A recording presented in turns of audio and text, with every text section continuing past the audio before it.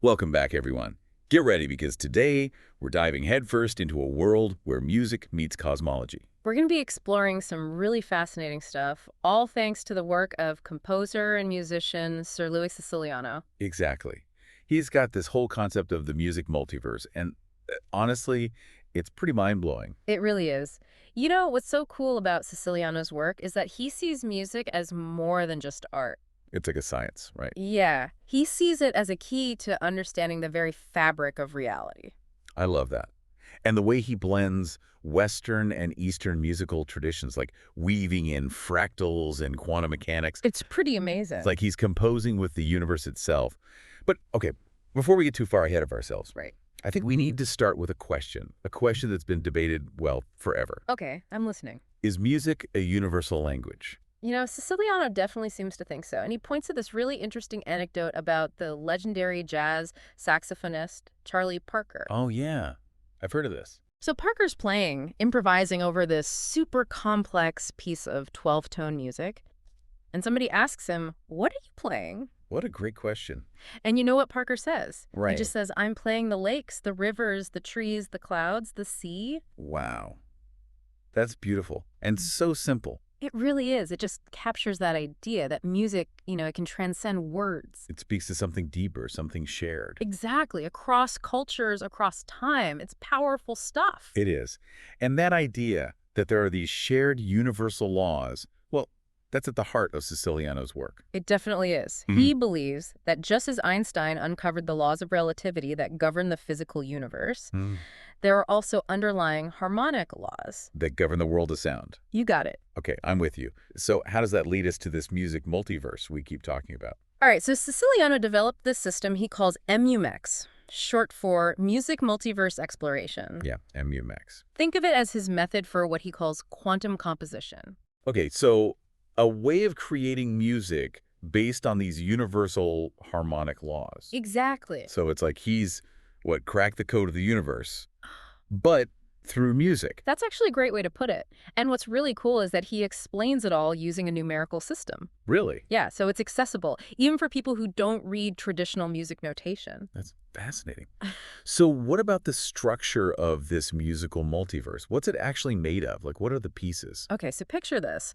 Siciliano envisions this vast interconnected structure, like a giant building, with all these different levels of organization. So first you have these things called universes. Okay. And they're like grand overarching sonic landscapes, big picture stuff. Okay. And within those universes, you have systems and semi-systems. Okay, now hold on. Are these like galaxies and nebulae in the cosmos? Perfect analogy. So are there planets too? Well, instead of planets, you have the basic building blocks of sound. Siciliano calls them sound aggregates. Sound aggregates. Are those like the musical equivalent of atoms? You're on a roll today. Just like atoms are the fundamental building blocks of matter, sound aggregates are the building blocks of this musical multiverse. So cool. So a sound aggregate could be, like a single note? It could be, yeah. Or a chord, or even, more complex sonic textures. I'm starting to see how this fits together. Yeah. But how do these sound aggregates come together to form those larger structures? Like the systems and universes? What's the, driving force? That's where that concept of Z comes back in. Okay, see. He describes it as this commutative force that acts upon these sound aggregates, causes them to interact, to evolve, So Z is like this musical gravity, Yeah. constantly shaping and reshaping the soundscape. Yeah, that's a great way to think about it. But I mean, I need a little more explanation on this whole Z thing. It sounds super important. You're right, it is. It's like the glue that holds it all together. So to understand Z, think of it as a force that dictates how sound aggregates interact. He uses a numerical system to represent how Z affects these aggregates. Like math. Yeah, exactly. Like if you see I plus 1, that might mean you raise a note by 1 semitone. Or number 5 means you descend 5 semitones. That's actually pretty clever. So by applying different values of Z, you could create a whole range of melodic and harmonic relationships between these sound aggregates. Precisely. It's like a composer's code. Ooh, a secret code. A set of instructions for building musical structures from the ground up. And this interaction between the sound aggregates and Z, that's what gives rise to those higher levels of organization, like the systems and the universes. Exactly. Wow. So a system would be a group of sound aggregates all interacting in a specific way, guided by Z. And Exactly. a universe is like a collection of these systems. You got it. And each system can be as simple or as complex as the composer wants it to be. And each universe, it has its own unique sonic signature. Oh, the fingerprint. Yeah, its own set of rules, governed by how Z operates within it. This is blowing my mind a little bit. Are there any, like, examples of how real-world music fits into these universes? Like stuff we can actually hear? Absolutely. Okay, good. Siciliano actually uses the music of John Coltrane, the legendary jazz saxophonist, as an example. Okay. He suggests that Coltrane's music could be represented as a universe, with its own set of sound aggregates, harmonic relationships, and its own characteristic use of Z. So you could, like, analyze Coltrane's music and map out his own unique universe within a MUMEx. Yeah, you could. Could you do that with any composer? Exactly. You could have a Bach universe, a Stravinsky universe, even a Lady Gaga universe. Lady Gaga universe, I like it. Each with its own unique sonic fingerprint. So it's like a musical periodic table. Yeah. A way of classifying and understanding all music within one framework. You got it. That's amazing. But earlier you mentioned something about dimensions in MUMEx. Where do those fit into all of this? Oh, great question. So in MUMEx, dimensions represent different perspectives within the sonic landscape. Siciliano has identified 12 so far, 12. each with its own fundamental note. Whoa, hold on. You're telling me there could be a whole universe where the fundamental note is a C sharp Exactly. and another one where it's an F flat. Right, and each dimension also has its own constant and a set of variables. Okay, so what about those variables? What do they do? They allow for even more variation and complexity. How about that? So it's like each dimension offers a unique lens, a way to experience and to manipulate sound. Okay, I think I'm following. So, like, you could experience Beethoven's Fifth Symphony through one of these 12 dimensions. You could. And it would highlight a different aspect, like the rhythm. Yeah. Or the harmonic progression. Oh. Or even the emotional impact. Exactly. That's wild. But this is all starting to sound very abstract to me. How does this translate into actual music? Music that people can listen to and experience. That's where the real magic happens, right? Because Siciliano, he isn't just interested in creating these, like, static musical structures. Yeah. He's interested in the dynamic processes, the processes that give rise to music. You mean it's not just about the notes on the page, right? It's about how those notes come alive in performance. Exactly. He actually refers to MUMEx as a system for quantum composition, where the act of composing becomes a dynamic, evolving process. Quantum composition. I'm really intrigued now. What makes it different from, like, traditional composition? So in traditional Western music, the composer writes a score. Right. And that score dictates exactly which notes to play and when. Very specific. Right. And that leaves very little room for improvisation or variation. Think of it like following a recipe to bake a cake. You stick to the instructions. To get the exact same cake every time. Exactly. But with MUMEx, it's more like setting up a series of guidelines. Okay. And then you let the music evolve organically. Within those parameters. Yes. He calls this probabilistic music, creating a system with multiple pathways and allowing the music to choose its own path in real time. Wow. So every performance of a MUX piece would be unique. It would be. Even if it's based on the same set of rules. That sounds a lot like jazz improvisation, where musicians are responding to each other in the moment, creating something new. That's a great connection. And Siciliano, he actually acknowledges the influence of jazz on his thinking. That makes sense. He sees MUMEx as a way to bridge the gap between improvisation and composition, creating a system where both can coexist. So cool. It's like he's created a musical language that speaks to both the analytical mind of the composer and the intuitive spirit of the improviser. Absolutely. This is amazing.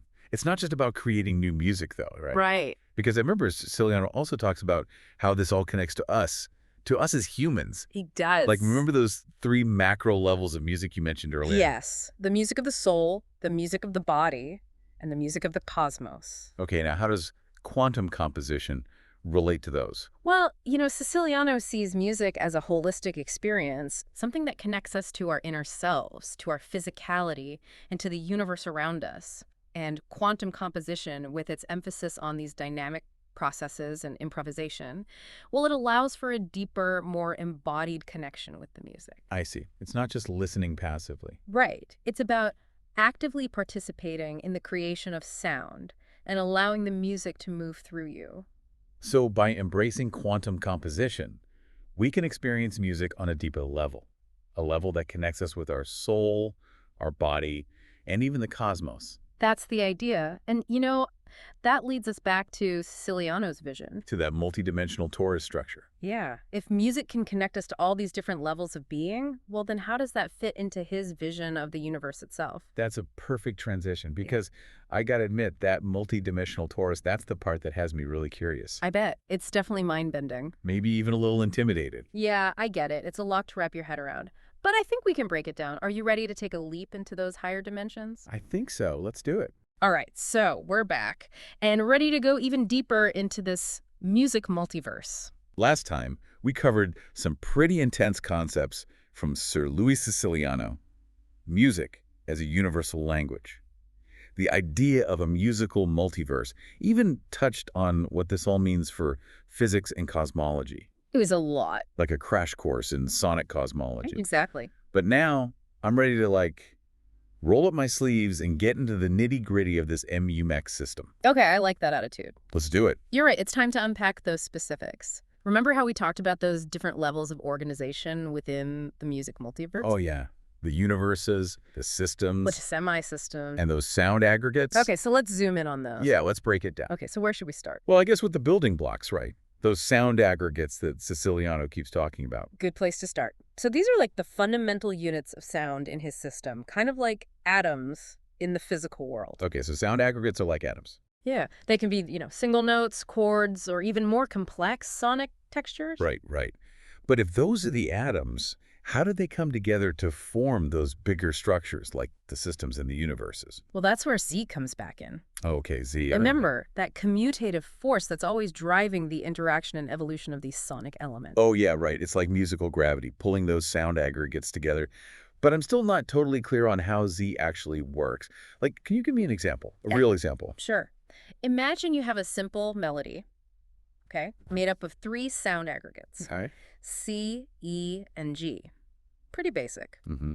Now, let's say we apply a Z value of +1 to that middle aggregate, to the E. So we're raising it. Yeah, by a semitone, making it an F. So instead of C major, you now have C, F, G, which has a totally different sound and feel. Exactly, and that's just one example, right? By applying different Z values to different sound aggregates, well, you can create tons of different variations. Melodic and harmonic variation. That's it. And remember how Siciliano uses that numerical system? Right, the math part. So he might write something like +1 to mean raising the note by 1 semitone, or meniga 5 to indicate lowering it by 5 semitones, which is, the same as a perfect fourth. Right, right. Okay, so Z is like a composer's tool, a way to manipulate these sound aggregates and create unique structures. Exactly. It's like a composer's secret code. Ooh, I like it. And by combining different sound aggregates, and applying different Z values, well, you can create those higher levels of organization, the systems and the universes. So just to recap, a system is a bunch of sound aggregates all interacting in a specific way, governed by Z. Yeah. And a universe is like a collection of these systems, Yeah. all interacting in their own unique ways. You got it. Okay, I think I'm with you. Good. But earlier you mentioned that Siciliano has all these examples of how different musical styles and genres can be represented as these universes. I did. Can you give me one of those? Sure. So remember that Coltrane universe we talked about earlier? Oh yeah, the jazz one. Well, let's contrast that with, say, a Mozart universe. Okay, jazz versus classical. So in the Coltrane universe, you'd probably hear a lot of those complex harmonies, rapid shifts in the rhythm, a real sense of constant evolution and improvisation. Yeah, because Coltrane was all about improvisation. Exactly, and all that would be driven by Z working in this very dynamic way. So a Coltrane universe, it would be full of, surprises and unexpected turns. Exactly. Okay, now what about Mozart? What would his universe sound like?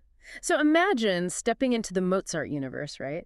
You might hear these really elegant melodies, balanced harmonies, and a sense of, clarity and order. Yeah, that's very Mozart, classical style. Totally. And Z would still be there, operating, shaping things, Right. but maybe in a more predictable, structured way. So each universe has its own distinct personality, reflecting the style of the composer or the genre it represents. Exactly. That's really cool. But remember how we were talking about dimensions before? How do those fit into this picture of universes? Another good question. So dimensions add another layer of depth and complexity to this whole music multiverse idea. Okay. Remember how each dimension offers a unique perspective? It's like looking through a different lens. Yeah, it's like having 12 different lenses to experience that same musical universe. So you could experience the Coltrane universe through one dimension You could. and have a completely different experience than if you experienced it through another dimension. Exactly. One dimension might emphasize, say, the rhythmic complexity of Coltrane's music, while another dimension might highlight the harmonic relationships, or even the emotional intensity. Wow. It's like experiencing the same music, but from 12 different angles, each one revealing something new. Precisely. That makes the whole concept of the multiverse even more, like, expansive and mind-boggling.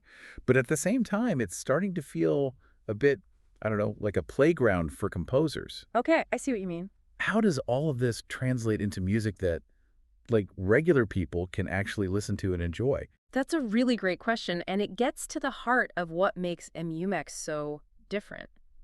You see, Siciliano isn't just interested in creating these static structures. You're right. He's fascinated by the processes that bring the music to life. So it's not just about the notes on the page, it's about how those notes actually come alive in performance. Exactly. He calls this system quantum composition, Right. where the act of composing, it becomes this dynamic, evolving process. Quantum composition. Okay. Uh, Walk me through this. What makes this different? sure.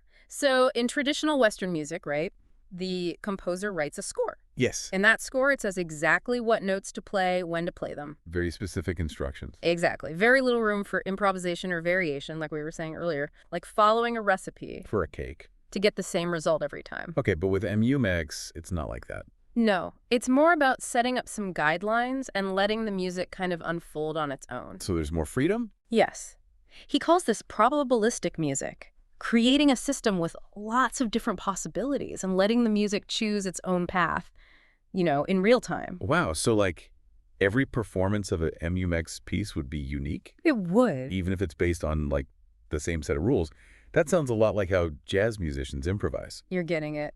And Siciliano, he really acknowledges that jazz has been a huge influence on his thinking. I can see that. He sees MUMEx as this way to bridge the gap between, improvisation and composition, a system where both can live together. That's incredible. So it's like a musical language that speaks to both the analytical mind of the composer and the intuitive spirit of, like, the improviser. Absolutely. And that's what's so exciting. MUMEx allows for both structure and freedom. It's like the best of both worlds. Exactly. This is all fascinating. Yeah. But how does it all tie back to those three macro levels of music? Oh, you mean the music of the soul, the music of the body? And the music of the cosmos. Yeah. How does this idea of quantum composition relate to those? Because if we can experience music on all these levels, how does that fit with Siciliano's vision of the universe? I'm glad you asked that. Remember, Siciliano sees music as this holistic experience. Yeah. Something that connects us, not just to ourselves, but to the universe. And quantum composition, with its emphasis on those dynamic processes, on improvisation, it allows for an even deeper, more embodied connection. Okay, I see that. It's not just about listening, it's about actively participating, letting the music move through you. So quantum composition helps us experience music on a deeper level, Exactly. connecting with our soul, our body, and even the cosmos. Right. And that brings us back to that whole vision of the multidimensional torus structure. Oh yeah, the cosmic donut. If music can connect us to all these different levels of being, well, where does that fit in with his grand vision of the universe itself? I think I see where you're going with this.